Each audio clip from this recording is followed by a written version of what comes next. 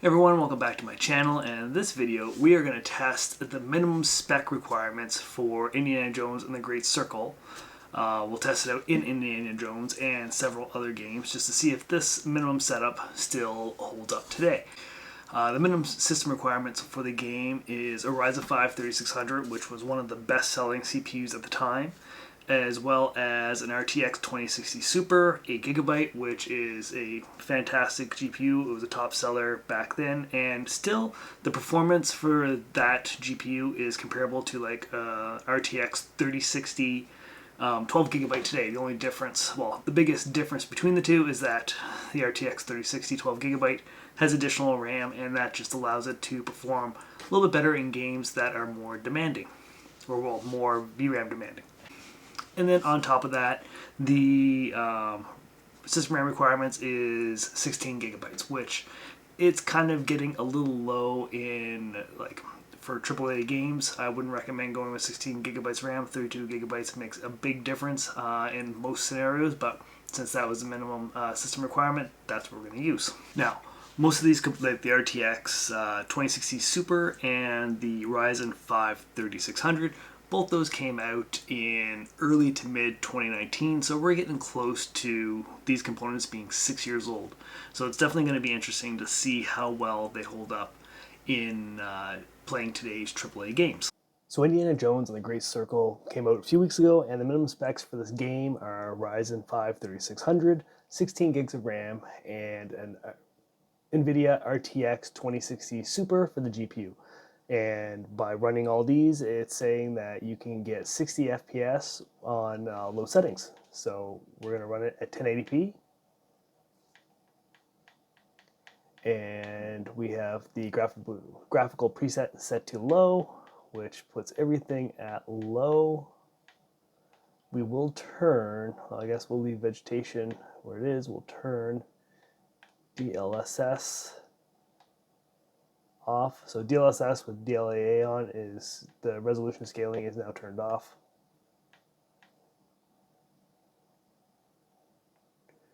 And let's see if we get that. So running around in this area a little bit, and we're averaging 82 FPS with a 67 for the 1% low, which is high, definitely higher than the minimum that is said that we'd be getting.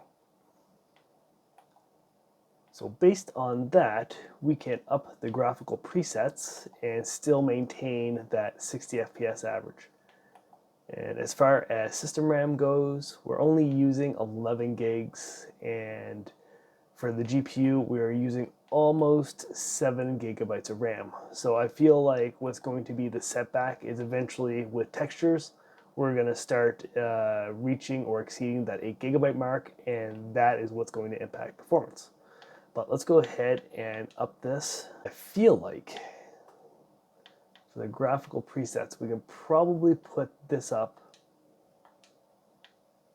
to medium at least, and still maintain that less than 8 gigs of VRAM. So after restarting the game by upping the presets to medium, the VRAM is getting pretty close to 8 gigabytes. I highly doubt we'd be able to go up any higher in quality preset for that.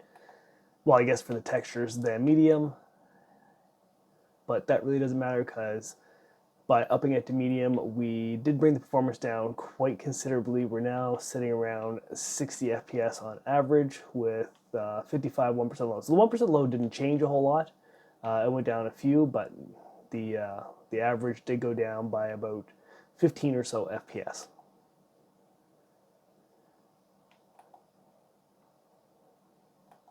The 3060 is, yeah, that's still, or the 3600 is still running very well. We were only using about 35% of the CPU, 40%, so we're using less than half.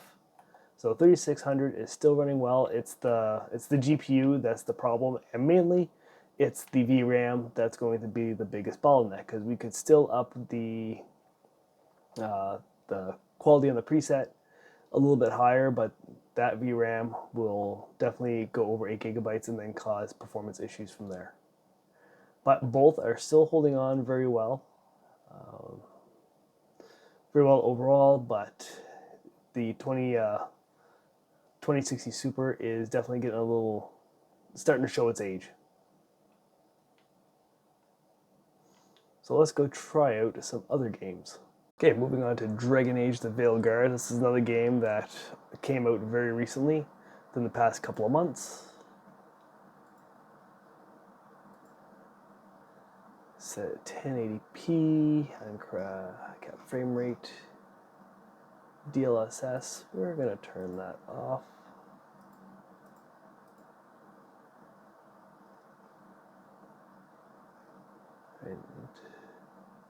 And for the graphics, let's start off with medium. Ray tracing is off. Well, we're starting to see this 3600 or the Ryzen 5 3600 struggle a little bit. We're hitting 79% utilization, which is actually quite high for a CPU, to the point that the GPU is actually getting bottleneck and is only hitting around 95% utilization. And it might change as we run around here, but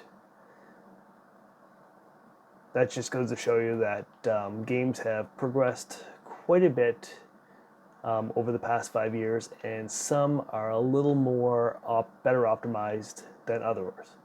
And this can, not sure if it's just actually that demanding or lack of optimization, but Dragon Age is very resource intensive with the 80% CPU utilization and the 98% GPU utilization. However, we are seeing a 71 average FPS with a 54 for the 1% low. So at medium settings, we're seeing fairly decent performance, and based on what we're seeing as far as the CPU bottleneck, we can probably up the presets a little bit and still get half decent performance, and then we can maximize the GPU utilization and hopefully lower the CPU utilization a little bit. My concern with having the CPU as so high that not only is it bottlenecking the GPU, is that there's going to be instances where it can't keep up, and we're going to have some frame time graph spikes and some stuttering. So let's just try and up the GPU utilization instead.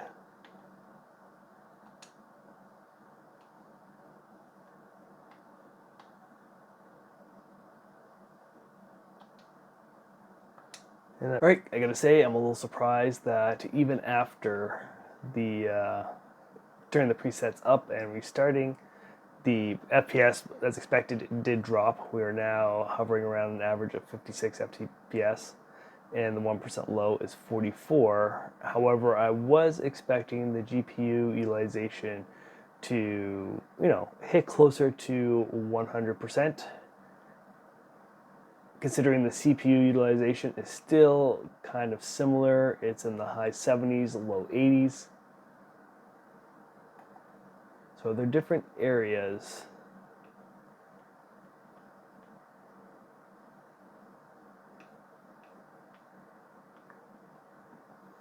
Yeah, so in here it uses a little bit more the GPU.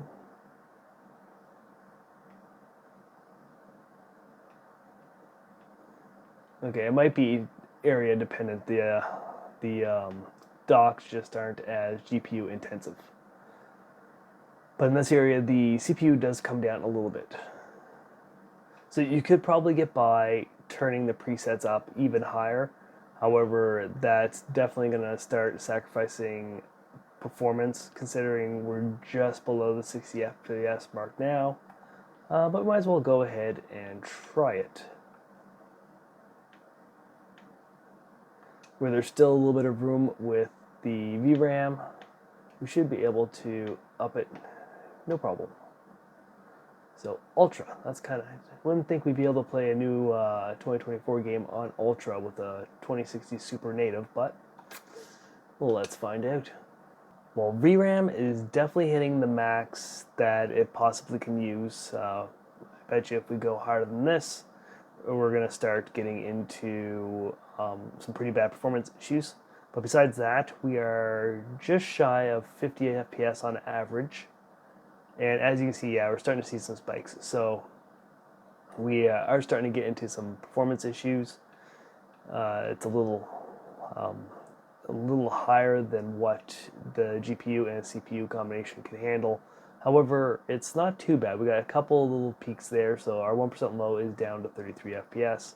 The average is still sitting at 49 FPS, which is still half decent. We're just getting little frame time spikes here and there. It could just be from transitioning from area to area. We have a little one there going into that area. We're going to see another one coming in over here.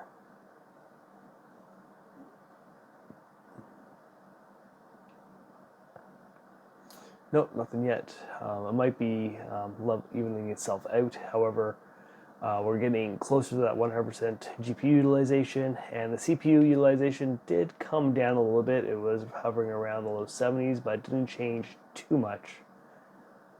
Yeah, so we're starting to get a lot more spiking over here. So I think mainly the reason why we're seeing a lot of the spiking is the GPU VRAM utilization is quite high. And we weren't seeing this before when we had it on high settings, and the VRAM utilization was sitting more around 7 gigs, where here we're kind of getting upwards into the 8 gig mark, which this is only an 8 gig card. So yeah, if you want smooth gameplay, keep it at the high presets, but overall, the Ryzen 5 3600 and RTX 2060 Super are still performing very well. You don't have to use low settings. You can use medium, high settings, and the two games we tried so far, and still get very good FPS. So let's go on to another game that is supposedly resource intensive, and that is Starfield. All right, Starfield 1080p graphic presets. Medium sounds good. We will not be using upscaling just yet, or at all. Well, while not as demanding on the CPU as Dragon Age, I might have spoke. Nope, there we go. Drop back down to 50 FPS, or 50% CPU utilization. Actually, it's swinging quite a bit all over the place. Okay. So where Dragon Age was kind of consistent with the CPU utilization, Starfield is kind of all over the place. So seems to be hitting right around the mid 50s most of the time though. So 100% GPU utilization, not as CPU intensive. We are sitting at a 46 FPS on average with a 32 1% low. So honestly, not too bad. Oddly enough, it is less VRAM demanding than Dragon Age and Indiana Jones, sitting at 5 gigs, so we do have a lot more room to go there.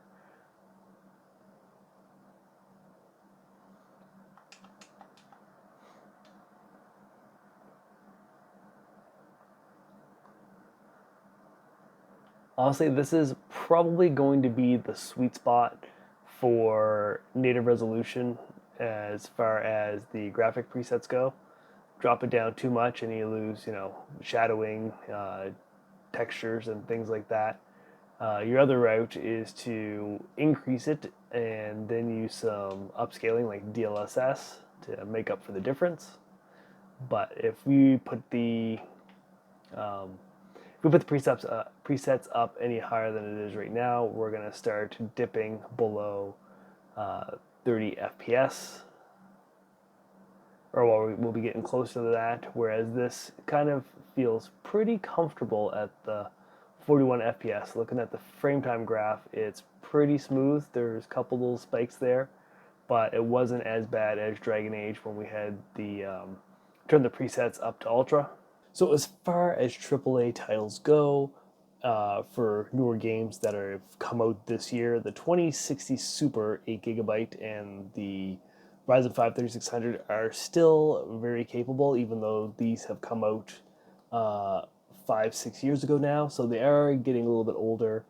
Who knows what next year brings as far as performance goes, but so far it is looking half decent for anyone who already has one. You can still keep on using it in these newer titles. You're not going to get amazing performance, but if you're looking at these games for the story and just to play through them, still doing very well. The one that has performed probably the worst on so far is Starfield. At medium presets, we are only hitting 43 FPS, whereas we had much better performance out of the other two games. So that just kind of shows you how poorly optimized this game is. That's the only thing I can boil it down to. Like, really, how can it perform this poorly versus those other two games? Actually, you know what? We're going to go and try it out in one more AAA game, and that's going to be Black Myth Wukong. That game is based on Unreal Engine 5. It's a fantastic looking game, and let's see how well it performs there on medium settings as well. All right, Black Myth Wukong, 1080p. Graphics setting, well, we are going to turn this off.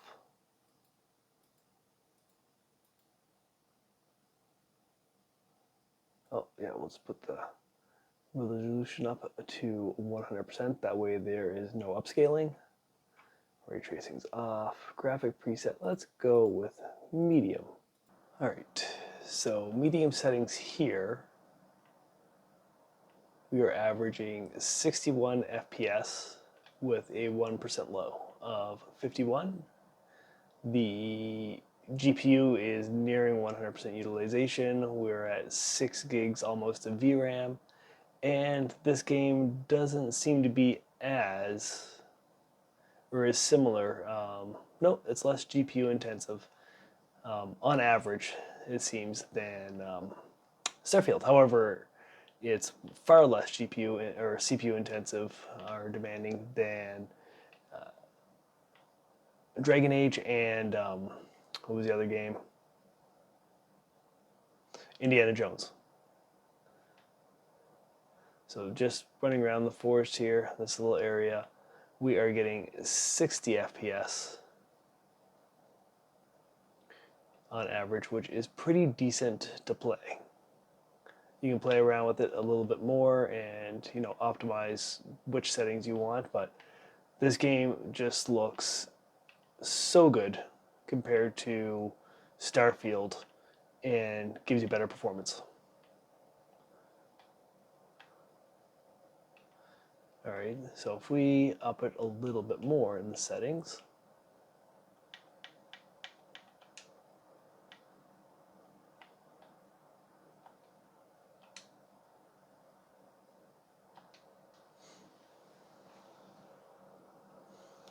let those take effect.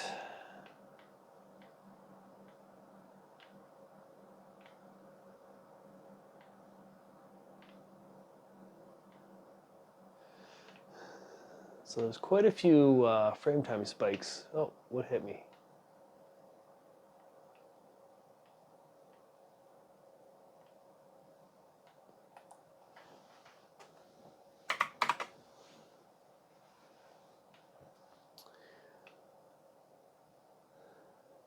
Okay, so upping it a little bit more, we do get to 40 FPS, which is similar to what we saw in Starfield, with the 1% low of 32. GPU utilization or CPU utilization is still fairly low, with 100% GPU utilization. VRAM still sitting around the 6 gigabyte mark, so not much has changed there.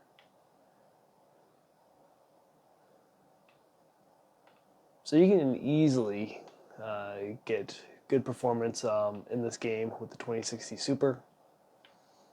Still completely playable, even on high, getting 40 FPS. As long as I always concentrate on that 1% low, at least being 30, if not higher, and we're sitting around 34, which isn't too much lower than the average, which is half decent. As far as RAM goes, like the system memory, we're not even using 12 gigs, so that's not an issue at the moment for the game. And this game just, yeah, I'm always in awe of it. I love how well it looks. Just the whole Unreal Engine 5, pretty much every game looks great. As we saw in the testing, the Ryzen 5 3600 paired along with the RTX 2060 Super can play essentially any current gen AAA game from low settings up to high settings and anywhere in between there, essentially, and get fairly decent results. We saw above 70 FPS down to the low 40s, or roughly around 40, which is still half decent. Either way you look at it, based on the settings that we're using. Now, the next game we're going to be checking out is one of the most popular games in the world, Fortnite. I have no doubt that we're going to get excellent FPS based on performance mode. However, I want to see how well it does with DirectX 12 and Nanite and things like that turned on. So we're going to start off with DirectX 12. Anti-aliasing. So we're going to turn this off? There we go. We're going to turn off any super resolution. Yeah, my main thing I want to test is to see if the GPU has enough power to render Nanite. All right, so the performance is picking up a little bit after first jumping into the game. So it's actually performing higher than I expected. Even though it's on low settings, Nanite is turned on. The average is looking pretty good, but that 1% low is pretty, that's pretty bad. I don't know if it's going to pick up a little bit, but we keep seeing, oh, yeah, I'm going to get killed because I do not have a weapon.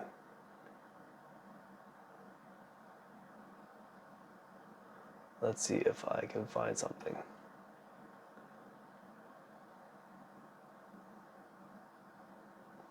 Just too busy watching the FPS and didn't even bother looking for anything.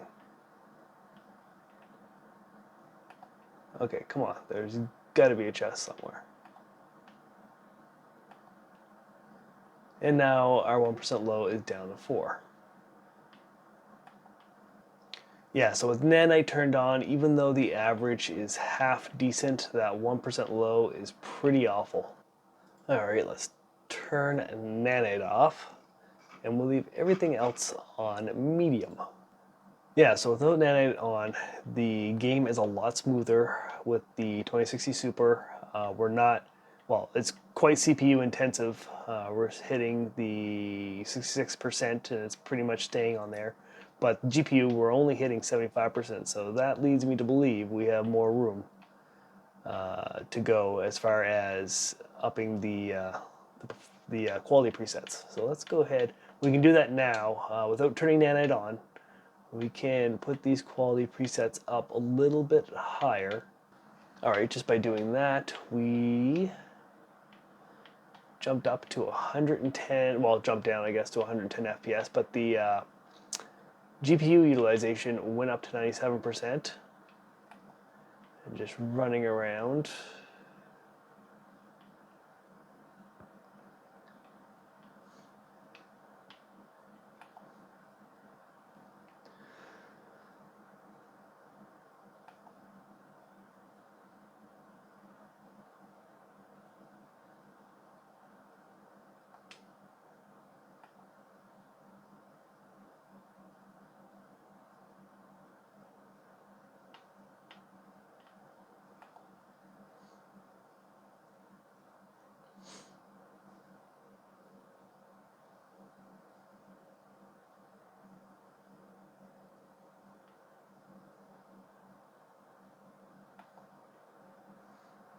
Alright, so we've been running for a little bit, and we're averaging 113 FPS.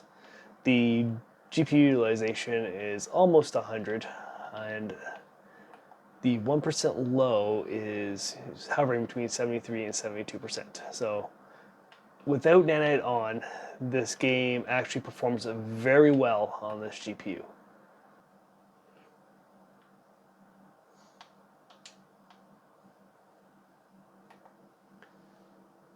Alright, now we are on epic settings. Someone shooting me? Nope. Oddly enough, GPU utilization didn't really change that much. It's still hovering around the high 90s, like 97%. CPU utilization didn't change a whole lot. I think it will, oh no, it's spiking. Okay, we got some spikes there in the frame time graph as well. Let's restart this. There we go.